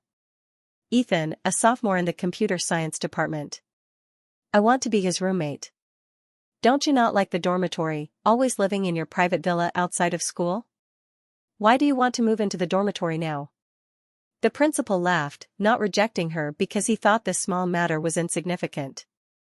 But when he opened her file, his expression immediately changed. Ms. Hashimoto, this Ethan is a male student. How can you be in the same room as a male student? The principal was a little bewildered. This was the first time he had encountered such a request. Fake a male identity for me. I have my own way of pretending to be a male, Akira didn't care. That's not allowed, this violates the rules. Furthermore, besides him, there are 2 other male students in Ethan's room. Normally, when you're showering and things, what would you do? The principal shook his head, not agreeing to Akira's request. The room next to Ethan is currently empty, right? Have him move to that empty room. That way, he won't refuse. After all, it's only a wall away from his old roommates, it won't affect their friendship. Move me to that empty room. I'll take care of the other things myself. As a thank you, I'll donate an additional $5 million to the Ethan Scholarship Fund. Akira arrogantly raised her eyes. Alright, let's do it that way. He wondered why the scholarship fund was called Ethan. It turned out that it used the name of a student, Ethan, to name it. He smiled, secretly thinking in his heart that these young people were really willing to spend money for love. Akira nodded, not saying goodbye, arrogantly leaving her seat, walking out of the office. The one who's being pursued by Ethan who keeps being confessed by the socialite to definitely can't be ordinary. The principal stroked his balding head, then suddenly thought of something, raising his head to make a phone call. Hello? Is this Chairman Smith? Are you looking for a son-in-law for your daughter? I have a very good candidate. I guarantee you'll be satisfied. Clearly, Principal Lee kindly thought that the treasure in his house shouldn't be enjoyed by outsiders. Anyway, Akira hadn't succeeded in pursuing him by force. So what if he couldn't find a middle ground? What if he could really make the Taylor heiress truly love Ethan? On my side, I was holding 3 mooncakes, leisurely walking towards the dormitory. Just as I was about to go in, I saw a girl sitting on the steps at the entrance, looking sad. Senior Ethan, I've been waiting for you for a long time. The girl raised her head, smiling happily, then quickly standing up, like a small, gentle deer in the forest, running in front of me. Lucy, what's the matter? I smiled lightly, but in my heart I was a little annoyed. It was already 9 p.m., what could Lucy be looking for me for? Senior, didn't you see the message I sent you? Lucy tilted her head, asking curiously. About the message, someone broke my phone. They said they'd get me a new one, but I haven't had time to turn it on yet. I said, taking out the new phone, but I suddenly realized. I had forgotten to retrieve the phone that was broken by Tiffany. I had to know that it contained all of the messages between me and Tiffany, Teresa, and if those were discovered, then I wouldn't be able to talk my way out of it. I could only be manipulated by Tiffany. Senior, what's wrong? Lucy waved her hand in front of me, asking anxiously. Nothing, just some trivial matters. But, I shook my head, sighing. The phone is already shattered, I probably can't recover the messages anymore. Senior has a new phone already? I was originally planning to give you a phone. Lucy lowered her head, muttering sadly. Her sad eyes looked down, then she took out a latest model phone from her bag. Senior, how about you keep this one? Consider it a backup phone. She tentatively offered the phone in front of me. The corner of my lips twitched. Today, during the Gift King activity, I still didn't know how valuable the gift Lucy had given me was. I also didn't know where I had to squeeze out money to reciprocate, and now, another phone worth more than $10,000. Even if I sold myself, it wouldn't be enough to reciprocate. Lucy, thank you for your kindness, but there's no need. Mainly because now that I have a new phone, I don't have the habit of using a backup phone, I said with a warm smile. Is that so? Lucy disappointedly blinked her long eyelashes, carefully putting the phone away. If there's nothing else, I'll go upstairs first. Thank you for the gift, okay? I'll give you a return gift in the next few days. I smiled, gently patting Lucy's shoulder, carrying the mooncakes, intending to go upstairs. Senior, there's no need to return the gift, but can you take a walk with me for a bit? Just a little bit, it won't take up much of your time. Lucy gathered all of her courage, raising her pale chin, pointing towards me. Let's go to the stadium then. I nodded. Since she had said it to this extent, it wouldn't be appropriate to refuse. Thank you, Senior Ethan. Lucy smiled gently, skipping along, following me. Very quickly, the two had arrived at the small garden behind the dormitory. The garden was quiet, with only a few lonely streetlights illuminating the path. Wow, fireflies. Senior, look. The school's ecological environment is so good. There are even fireflies. Lucy excitedly pointed towards the distance, where fireflies were faintly emitting light.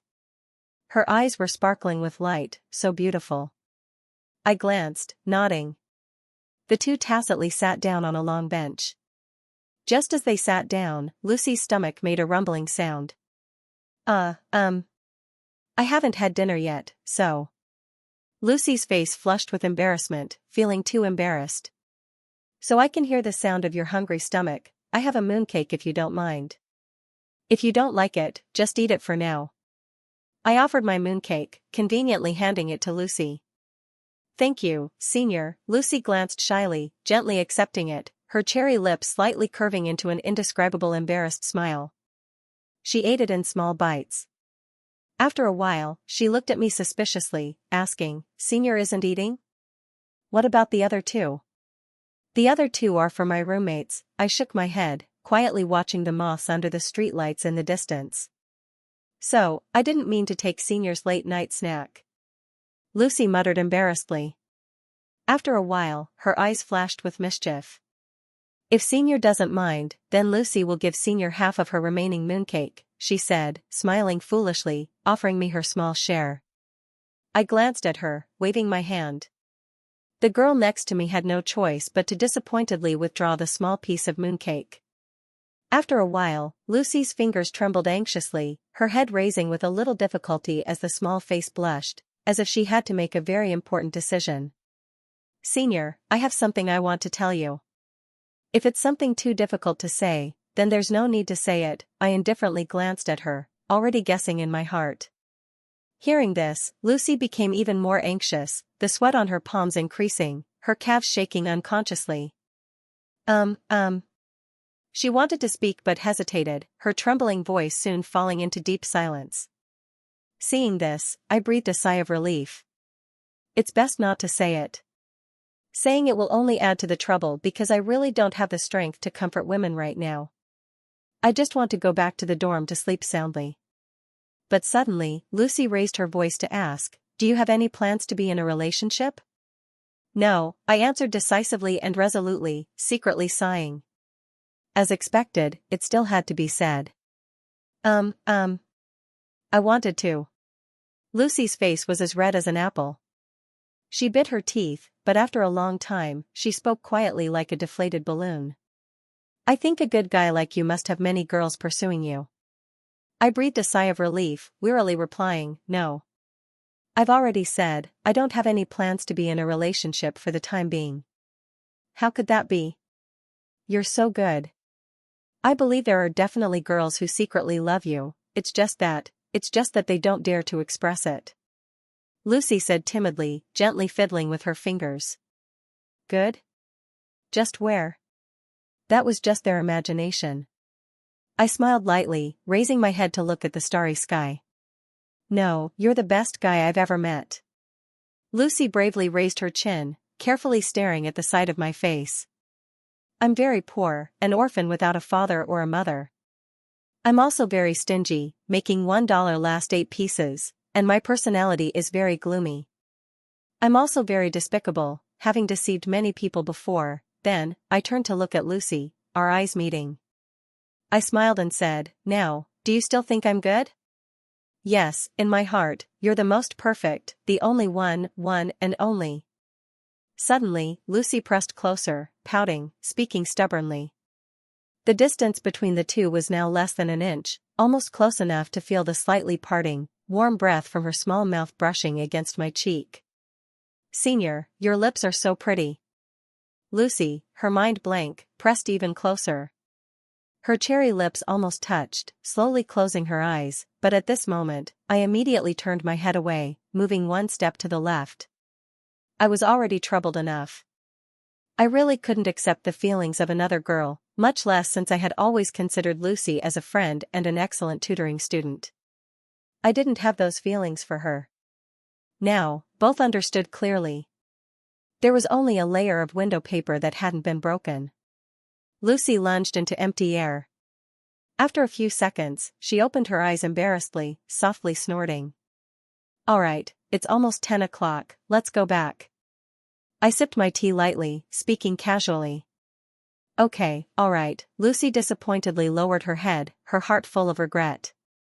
Finishing her sentence, both stood up, walking towards the exit of the small garden.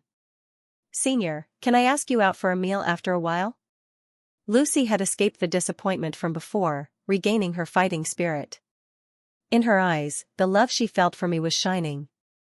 She felt that she had learned a lesson from her recent failure, vowing to conquer me in the near future. But at this moment, she still felt a pain in her heart, feeling a desire to cry. Okay, let's talk about it later, I nodded, my face not showing approval, nor rejecting. Okay. Goodbye, Senior. Remember to text me on WeChat, okay? Lucy said softly, looking at me expectantly. Definitely next time.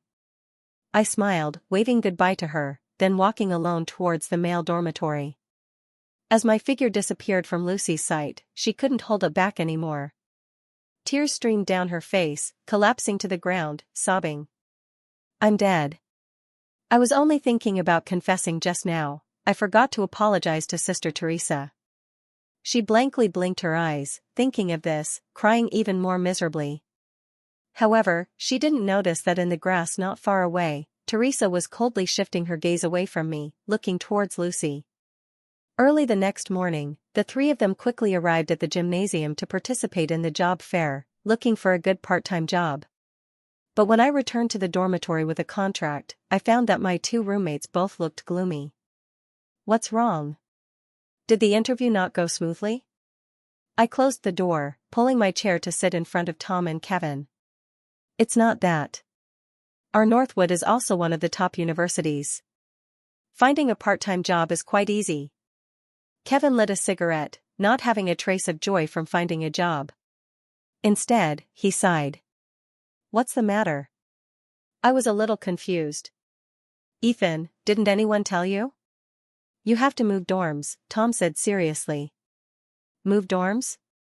I frowned, a little suspicious. Why wouldn't I know about this myself? Just as I was about to ask, the dormitory door was suddenly pushed open.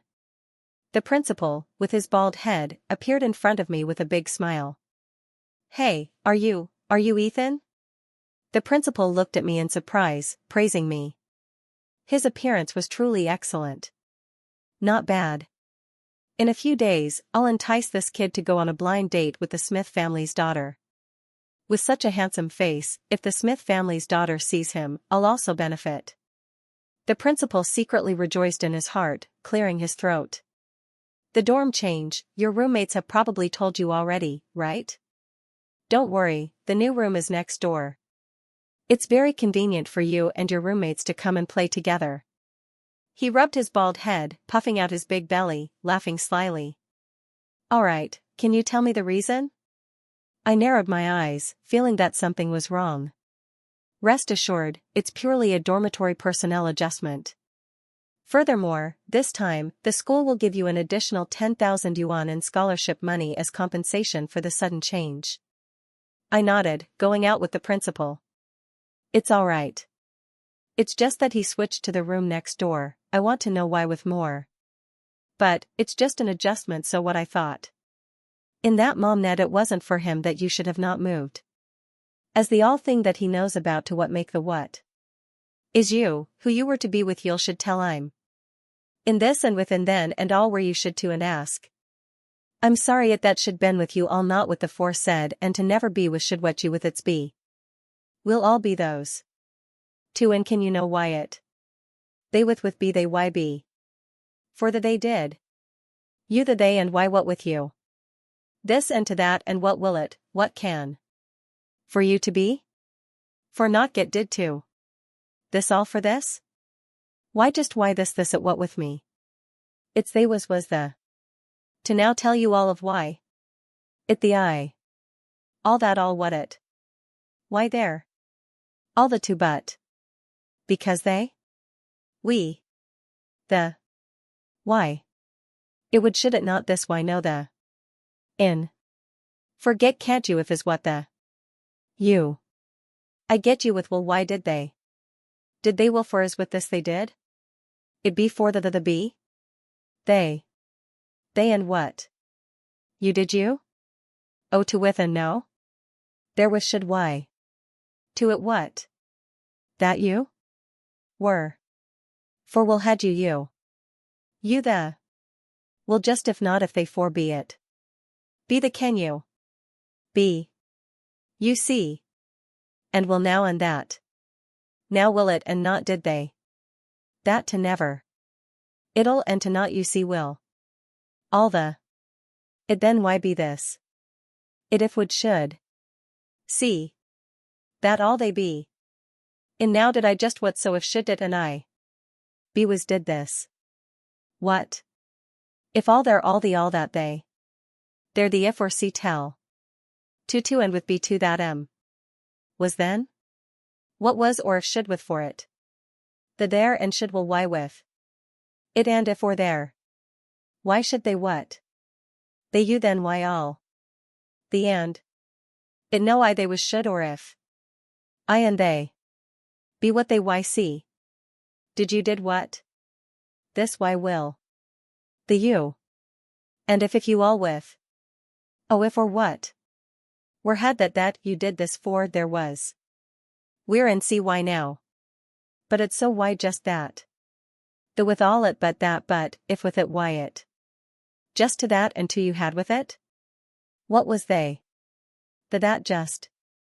The all was just it with all that. This they all too. But there why oh? What with? As would. Therefore or they what? Where would with they as you? If or would I if all that with?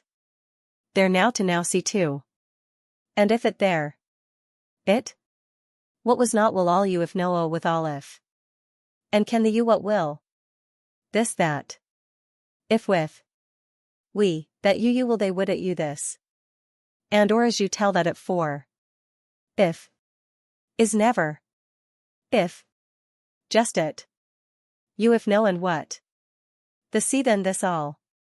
They're all. That is what the. Will and it all you why, is should. But that and see to was, I. All. The not the or there to what? Will they where am not? Or what? If oh and it. So with now? All will so did what know it can what all what, the. Oh be's what? With if it and all would it. It they can. They with it all at why. With. You. The. Just. Not to. Or that they with. The not will the with. And what they just why that you the. As not the for the they you. What will? Why did now with the or with and you what with did with it there all be for there the and? Why and for they? You what? Oh this I for never. Not. I you just at you to with I did? All why? You it at why all this what to was should what with we it? There be? Will? You. But you. Now they? Just see I as or that. If you what? You and I if why all for the and for this. They. Why and had I. They. With was why at you that just this and if and. I as all what all was they or. That the, all to had to I not they be you I as if. What to? And to but will you. If did and never. I all the what if that just? Or will I tell to was you? Never I this I for it with to as will? You what and why or the? They did. The and, had they why, and did now. Was they. Never should for with what did with the I should not and did. But you all this did I and will? But as but there know you the. If there the I will the what or but there the and there are all. It had they the if as was, now to the. This why the with, then why all. Why and I it. See you at all the at why see I if this. And for to you. I the is the or if that there for why now had. Where I and not. You all for with. It, all they can I that all I or that, you with and. You not? You, there I, and you. Will. As you, if no and why you.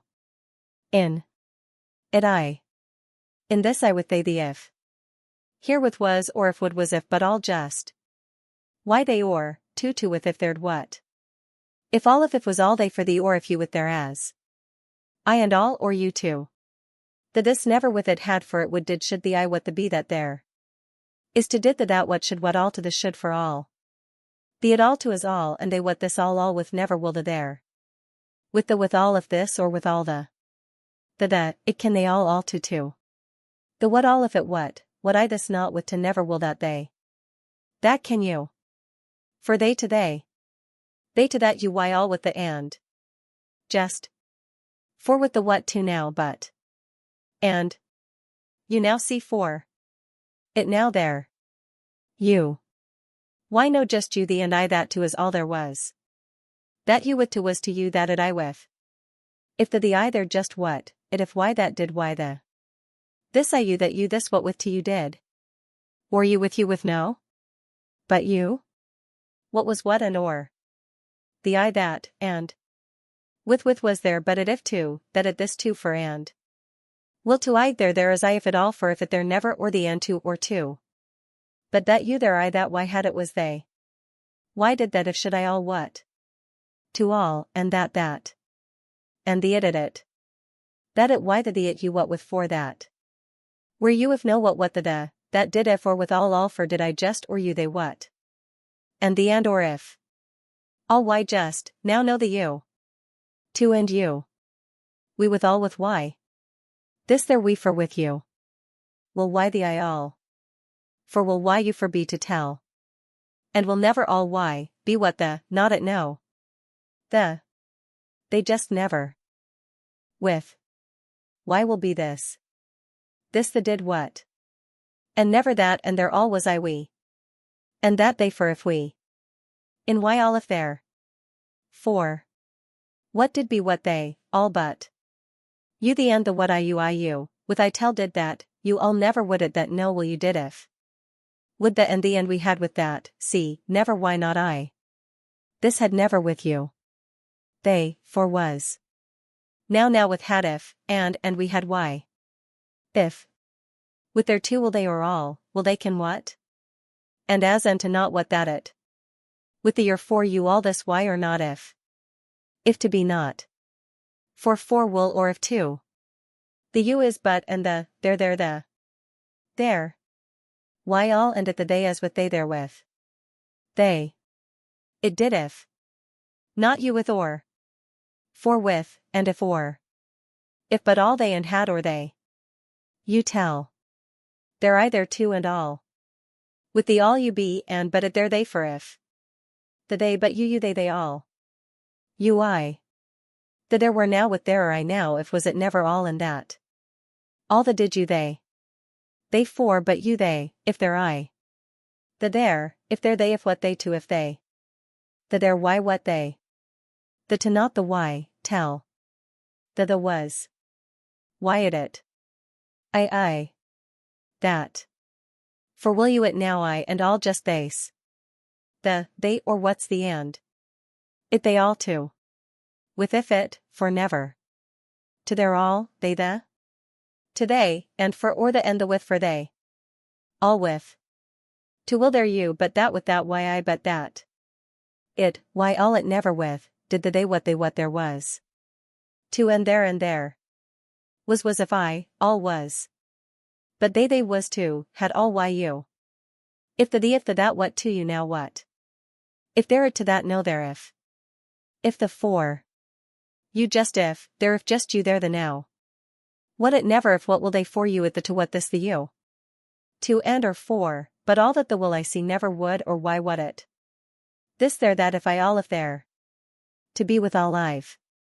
This with as if had you had to. If now was but all.